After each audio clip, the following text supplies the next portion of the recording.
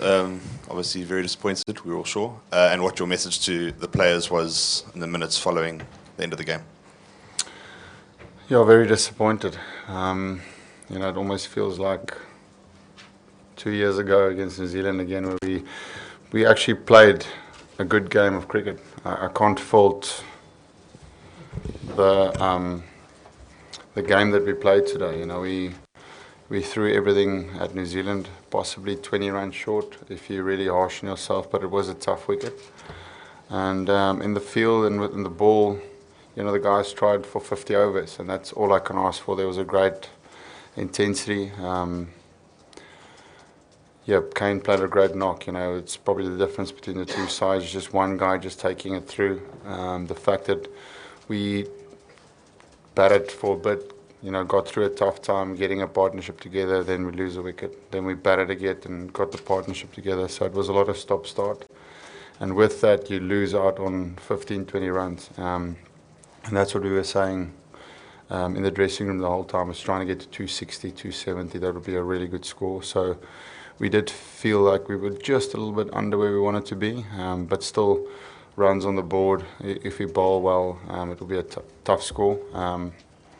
And the message from me the whole time was just for the guys, the whole time, just to keep them in the game. Even though if someone batted well or played a few good shots, it was just to keep the intensity in the field. And I can't fault that. I do believe he threw everything out them with the ball especially. So well played to Kane. I thought it was a really good knock, showing how to put an innings together on a pitch that you need to decide when to push and when to hold back. And he picked his bowlers. He targeted a few overs in the game, and the rest he just ticked it off. So really good chase from him. Faf, replay showed that Kane did nick that ball off Imi's last over, the last ball that Imran he celebrated, but Quinny didn't seem to move.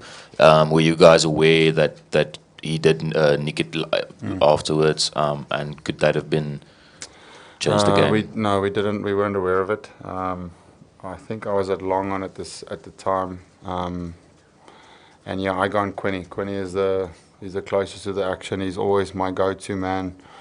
And both the LBW shot, and I just thought it was a plain miss. I just heard about it now at the post-match with Pommy that he said he had a faint nick on it. But even Kane said he didn't know he had a fainty on it. He would have referred it. So you can't. That's not where the game was won and lost.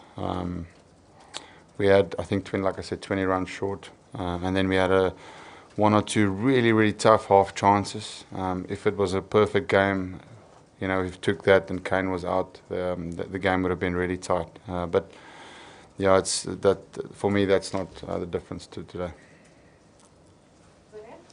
You said a lot about well Kane played and the difference to 20 runs. But if you look at your batters and in your side, is that what you've been asking for from your team, for your senior players? Yeah. Was that the example that your senior players could have provided? Yeah, we've been saying, and we've been hard on ourselves in that as well. We need guys to stand up and put in performances that will win you games, and that has been where we've been short in all the games that we've played so far. The one innings of Quinny getting 60 or 70 the previous game is signs of that.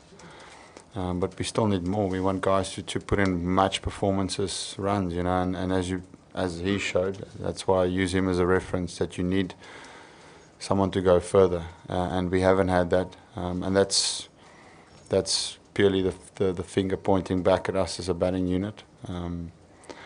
We did well in parts today. As I said, the wicket wasn't as flat as you thought it would be. Those first 15 overs felt exactly like Auckland. The ball was hooping around corners there. So we felt like we did the hard work, and you thought it would get easy, but they kept getting a wicket every time there was a 50 partnership, 60 partnership.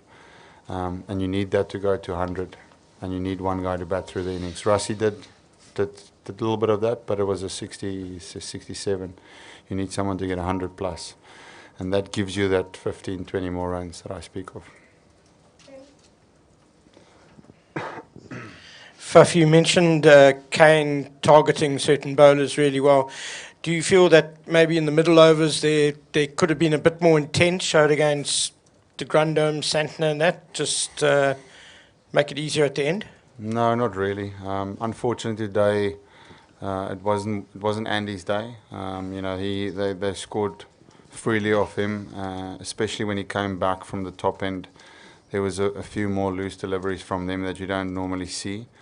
No, but we try to attack the whole time. When Colin came in, Imi was straight back on. That's as much intent as you can show to try and get a wicket. And then I brought Chris and KJ and Lungi back at different times.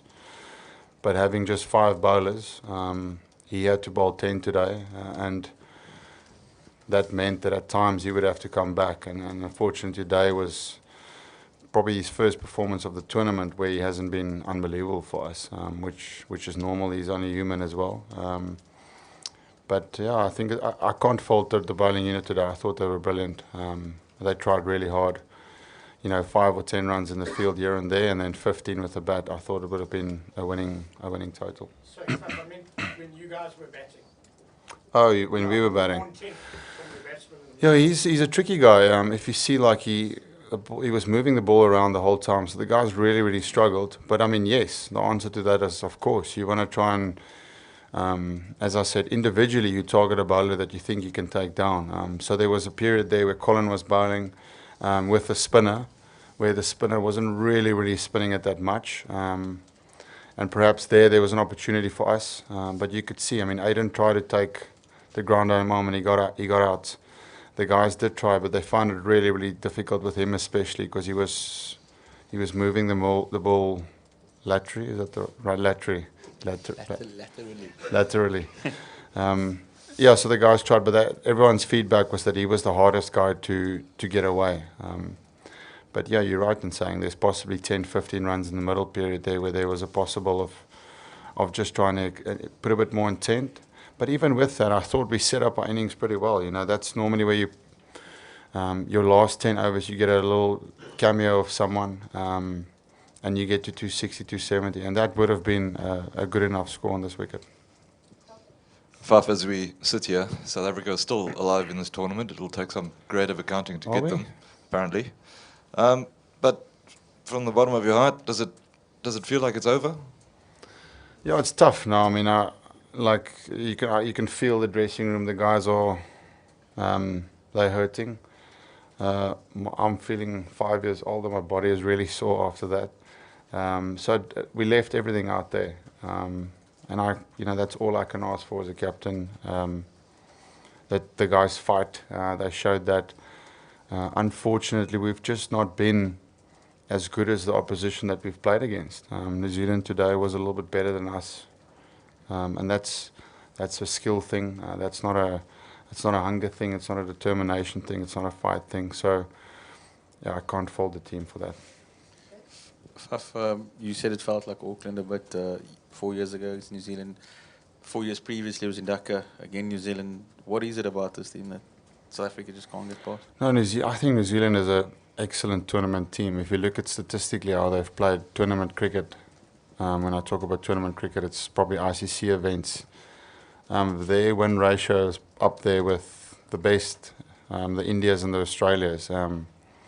They've always used the underdog tag, but they're certainly not an underdog this tournament. They 4 from 4 at the moment, and I think it obviously helped them in fact that the ball was swinging. We know that New Zealand, if you play against them and the ball is swinging through the air, they're as good as any team. That's why they were so good in the previous World Cup when they played all their games at home. So when you play against a team like that, you're hoping that there's not too much swing, because then you can target some of their bowlers. But they were once again excellent with the swinging ball today. They're a good all-round team, and they've proven that for a long time now.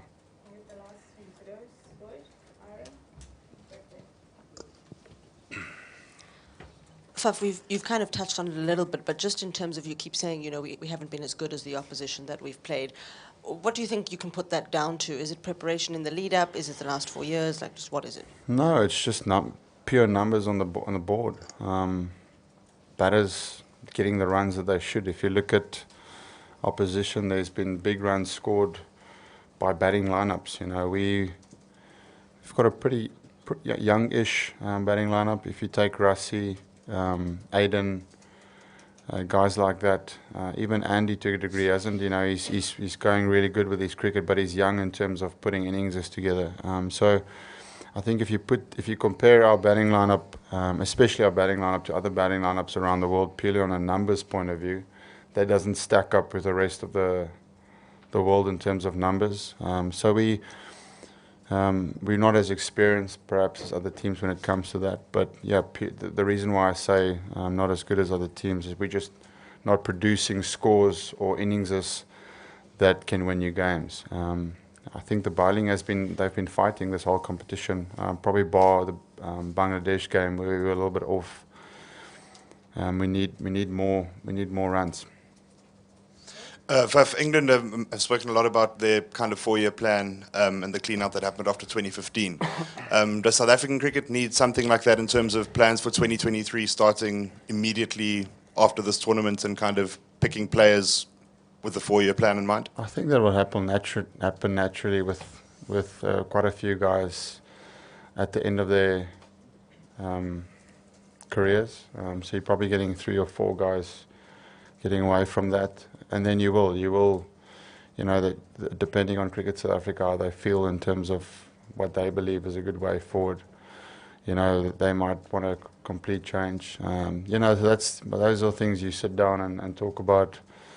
For me, it's just finding we've got some young players, so there's a future there.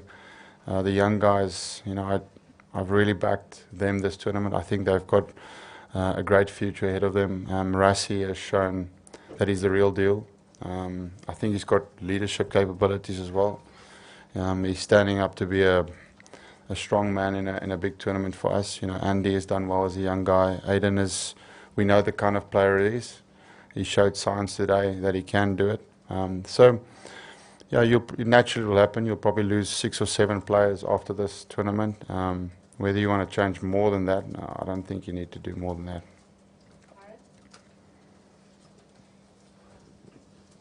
that. Faf, we know that you set quite high standards for yourself, both in the field and with the bat, and you came into the competition with good form. You must be disappointed that you didn't step up. As far as runs are concerned, you got starts but didn't kick on. No, definitely. And just a message to the fans back home. Okay. Yeah, batting. I'm in the same category as the stuff that I've been saying. When I speak about putting your hand up and putting performance, I don't point my finger away. I point it at us as a unit. And certainly, I need to be the leading run scorer in our batting unit with Quinny. Probably, that's been happening the last 2 seasons. I am feeling good. Just a case of making those starts, turning them into scores. Today was got to give credit. It was a pretty good ball. But I know my big score's around the corner. I'm feeling good. Hitting the ball nicely. But yeah, I'm part of the guys not putting enough runs on the board. Sorry. Second, there was this message to the fans is quite a tricky one. But yeah, the guys are fighting. That's all I can say. I know South African people are very passionate, and they're obviously probably a little bit angry at the moment, and rightly so. As a team, we take that on the chin. We're not pointing fingers anywhere or anywhere else. But as I said, as a team, we're just not as good as the other teams at the moment. And that's our mistake. So we take it on the chin. Faf, in a tight game like this and in a World Cup, do you think that you miss premier batsman, a world class batsman like Ken Williamson today, or a Joe Root or a Virat Kohli, somebody who can take the game away? Yeah, that's what I said. If you look at our batting unit, our top 6, we've got some future talent and some promising players. But if you put our top 6 and you put the other top 6s around the world, purely on a numbers point of view, we won't be in the top 3 when it comes to that. So a lot of guys are starting their journey. So, I mean, yes, obviously you can say you want more players with more experience and more runs, but it's not an option. I'm sure what you'll tell your teammates to, you'll sort of console your teammates, but what do you do? We know you're a cool guy, but how do you sort of react to this? Do you get emotional? Would you get emotional? Or you from Lance Klusner's school who said no one died, it's just a game? How would Faf du Plessis be in the hotel room tonight? Yeah, good question. I said that when we got to this tournament that if you put everything out there and a better teams beat you, then life will go on. And that's I don't hide away from the fact that I'm not disappointed. Obviously, I'm extremely disappointed. Cricket means a lot to me, and the performance of this team means a lot to me. But I certainly can't, if results don't go our way, start running in the other direction. That's not my character. So I'll keep pushing forward and facing north, and hopefully that will, be good for the team in ways that will be good for myself as well. Thank you very much. Thank you.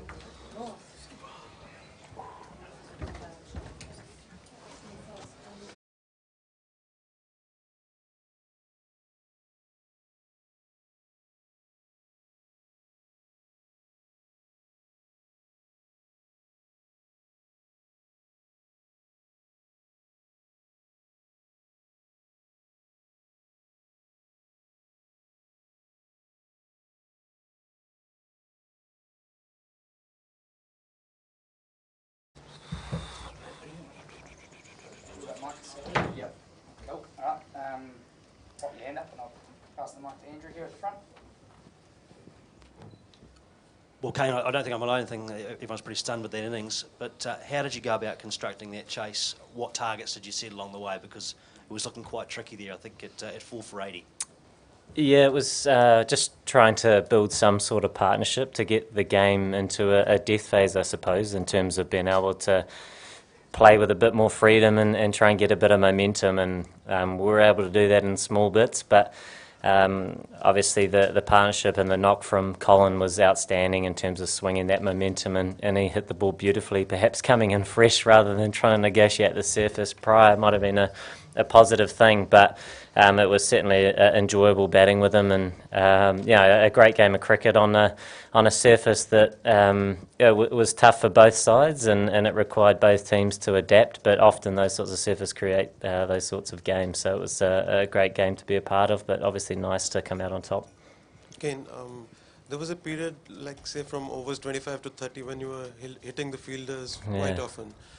Technically, could you explain to us how a surface like this leads to that happening, and how was coming out of it like? Yeah, those ones were coming out of the middle too, which was semi-enjoyable, but couldn't get any runs for it. But on those sorts of wickets, I think both sides were just trying to bowl as straight as they could, almost test match areas where you're trying to hit the top of off even a fraction shorter and try and create that squeeze mentality. And both teams did do that very well, and both sides were under pressure on a number of occasions. And if you can, I suppose, if you can try and build a partnership and then look to then change the momentum of the game because you've got some sort of platform, then that gives you the opportunity to perhaps try and get a few more runs. But as it sort of turned out, often when we tried to do that, and same with the South African side, it was very difficult. So a bit of a scrappy game, but also, like I say, a great game to be a part of and a very close one.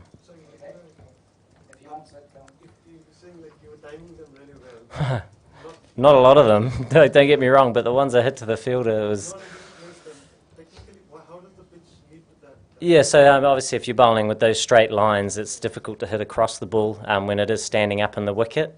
So you're trying to play straight, hoping that perhaps you pierce a few gaps, but at the same time, you're just trying to take the game to a stage, so not let it bother you, despite the fact that you always want a few more. That never changes, but on those sorts of surfaces, when you're trying to weigh up the chase, it wasn't all that important that you weren't getting sort of runs for them. Okay, given the pressure throughout the innings and the crunch situation in the end, and the World Cup stage, would you rate this as perhaps your best ODI knock? Yeah, I haven't sort of thought much about that just yet. Obviously, just been batting for a while, and it's just really nice to build those sorts of partnerships with that middle lower order that were so important, and having that experience in those sorts of situations as a collective is a really beneficial thing. Don't really rank innings, but each time you can try and go out and contribute to a winning performance is something that you're always wanting to do, and it was nice I was able to achieve that today. Kane, amid all the blazing hitting and sixes elsewhere in this tournament, is it satisfying to play such a thoroughbred innings as that? Almost old school, dare I suggest? It just sort of was what it was, I guess. You're just trying to do the job as best as you can, and commit to the team plan rather than perhaps your own, and not get caught up in what it looks like, and just, like I say, just trying to build those sorts of partnerships, because naturally when you're chasing, there's a total there that sort of dictates your play. And like you mentioned, there's been a number of varying scores throughout this competition, and I suppose weather has had a little bit to do with that, but we've been on a variety of services, and it's been nice that guys have adapted well, and we know that coming into the back end of the tournament, there'll be some extremely tough games on different wickets again, and we'll have to wait and see what they hold for us. Okay, and obviously the game wasn't, in the context of the tournament, wasn't as important to you as it was for South Africa, but Faf came out and said it felt like Auckland 4 years ago. Did you feel that same? I watched most of that game, so it felt a little bit different for me. I was on the sidelines, but yeah, it was another really tight game. We've had a number of great games against South Africa. They're a fantastic side, and obviously a very difficult side to beat. And then you get on a sort of a surface where it sort of dictates how deep the game goes, because it can be hard to blast teams out, but then it can be very difficult to score. So you're sort of playing, sort of a slow, I guess, death by paper cuts in terms of a bowling outfit, and that's what we were looking to try and achieve as well. And once again, another great game, another close one. But I think every game's important, and naturally important for them, but very important for us. We're wanting to keep improving throughout this competition, and I think for us that looks like playing smart cricket and adapting, because the surfaces have varied a lot, and we need to keep trying to look to do that and be better at that. Hi, Kane. Just talk us through that last ball of the penultimate over. There's a short third man that you've kind of found quite a bit, and then so you decide to open the face of the bat and kind of get it past him. So was that almost, in a sense, premeditated to kind of hit that gap if it came that way, just knowing how tough it was to, as you said, to play those straight lines? Yeah, I was just looking for a single, to be honest. And then at the last minute, I didn't. I was just looking for a single, and then to try and get down the other end, obviously the shorter side, and South Africa were having to bowl their fifth bowler, so it was nice that rolled away for four, definitely. Hi, Kane. In the end, it got a little close. I mean, how do you keep yourself cool? Because you're the by then you're already right there. So how do you keep yourself cool on that thing? I suppose it's just trying to focus on the task and what we need to try and achieve, and throw a number of different things into that equation, and try and make the best decision you can. And it doesn't always come off, but it was nice that we were able to take the game to a stage where we then get across the line today, which was, like I mentioned, a really good experience for us as a team in this tournament. But yeah, it certainly doesn't always happen like that, but it was just important for us today to take the game to a stage, and we were sort of keeping track of the overs and who was bowling what, and trying to assess some of perhaps the bigger threats on that surface, and the long side, the short side. And then it was nice that we was able to go in our favour today. Kane, your first three wins was quite comfortable. Would you say this type of victory will help your side go deeper into the tournament later on? Yeah, I mean, there's a huge amount to learn from this performance, and I think I mentioned a couple of times the experiences that you that you have by being put under pressure on a number of different occasions, whether it's with the bat or the ball, and having close games and tournaments like the World Cup are great to be a part of, especially when you come out on the right side of things. So we also know that we've got a number of games left, and on different surfaces. We'll be back here again at some point. We won't know the difference that will hold for us, but we also have Manchester where we go next. And once again, I know that it's been playing well, and we'll just have to adapt and keep playing this sort of cricket that gives us the best opportunity to win cricket games. But day in, day out, that can vary a lot depending on opposition and surfaces, etc. Kane, there were long periods where you just, hitting ones here, dink the ball around. But then there are also very brief periods where you'd miss one, or you'd under-edge one, or hit one back to the bowler, and then you kept getting in the arm 3 times as yeah, well. So there's all different things going on. That's what I'm saying. So how do you? Is there something you do especially to get yourself back in the moment? But clearly you were frustrated. You swung the bat a couple times. Just personally, what do you do? Yeah, once it slipped and it looked like but it wasn't quite. It didn't have the anger behind it, but it did fall out. Yeah, I guess it's just trying to focus on the team situation. And look, it hit a few fielders. Sometimes you knew that you were going to have tough periods out there. So going into the innings, it was important that you tried to give yourself a little bit of a break, because no one played the free-flowing innings except for perhaps de Grandhomme, which was obviously very nice to watch. But if you're having to try and start an innings where the quality of the South African attack was going to bowl straight and hit an area for a long period of time, ones were quite tricky. But it sort of doesn't really matter as long as the team is moving forward. And if a guy at the other end hits a boundary and you're looking at sort of 4.5 and over, then a large part of that over is achieved. And then in the back of your mind, you're just weighing up where you want to be a little bit later on. So taking the focus away from yourself and much more around the situation where we want to be as a team is the focus. 4 teams seem to be breaking away from the pack. I mean, obviously it's good if you're one of the 4, but are you surprised that's happening so early in the group phases? And could it actually be not great for the tournament as a whole? I don't know, really. I mean, there's still a number of games left that, and as we know in these sorts of tournaments, things can go in a number of different ways, and you always see, I guess, sides that are ranked lower beat sides that are ranked higher, and all these different sorts of things. But and I think we will find, playing on a number of similar surfaces where wickets age, that there's another varying factor. But it's very hard to judge with only sort of half the games gone in the tournament in terms of what it looks like at that end point. But for us, we're focusing on the cricket that we want to play and trying to improve day in, day out. You talked about that you focus on match situation to calm yourself down. But are there moments when you really feel the tension there? And is there a routine that you do to somehow stub it out?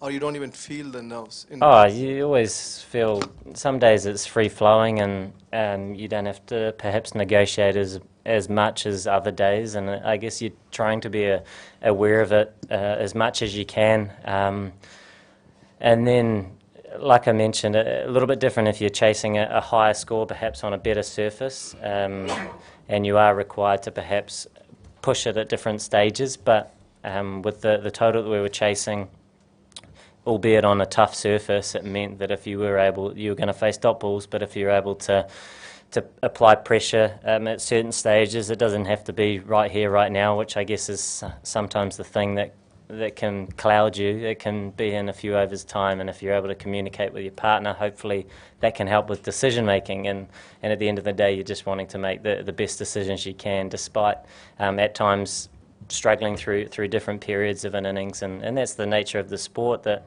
you come out against different opposition. Obviously in a tournament like this, you're playing the best, and you're playing on a number of different surfaces, so many different things to perhaps take into account and try and weather as a player and as a team. Kane, did you feel 240 was about a sort of par score, and how happy were you with the bowling of Colin and Mitchell in the middle overs? Yeah, they were brilliant. We sort of knew that throughout the middle overs scoring could be quite tough, but at the same time you had to execute your skills well, and there was a short side to the ground, which meant that there was always perhaps a boundary option. But they were brilliant for us, and in terms of a pass score, it is always quite hard to tell. If you're able to take early wickets, then perhaps it was a pass score, but at the same time, you always want a few more, don't you? And it's sort of impossible to reflect and give a sort of a definite answer. But it was one of those wickets that if you were able to squeeze and apply pressure, which they did, and they certainly weren't far away from perhaps getting across the line themselves. But it was nice once again to be able to take the game to a stage where we gave ourselves a chance to win it, which we were able to do. Thanks very much, guys.